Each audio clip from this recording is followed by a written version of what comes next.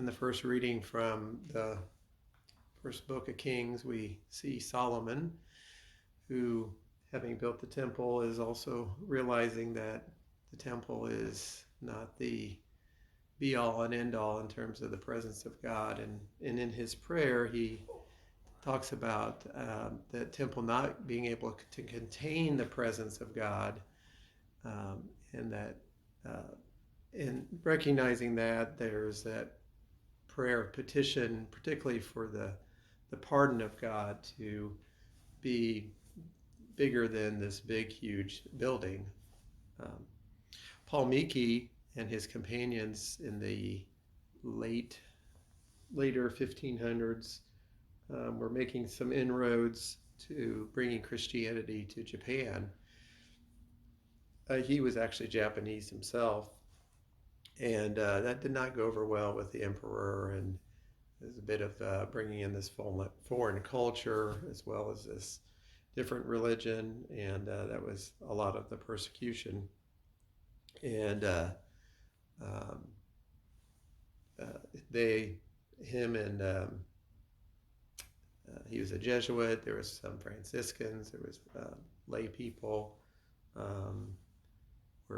Many were actually crucified, but were martyred for their faith.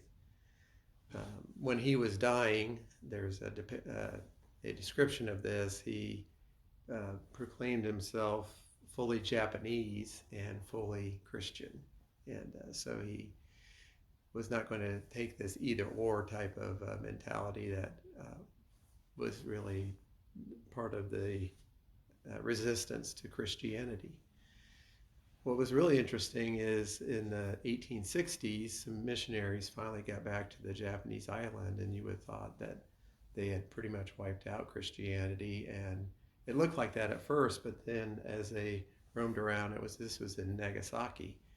They found that there was still Christians around, and so this was multi-generations, many without the Eucharist even, that had continued in the faith. And I think it's a good example of sometimes we underestimate not just the vastness of God's presence, but the power of the Holy Spirit to go beyond what we could maybe imagine or think is even happening. And that just as we don't want to limit God's presence to a building like the temple, we don't want to limit the possibility of what the Holy Spirit can do, not just through our words and actions, but the effect that can have generations from now. And so that oftentimes is what thwarts a lot of our evangelization efforts, is we just think too small.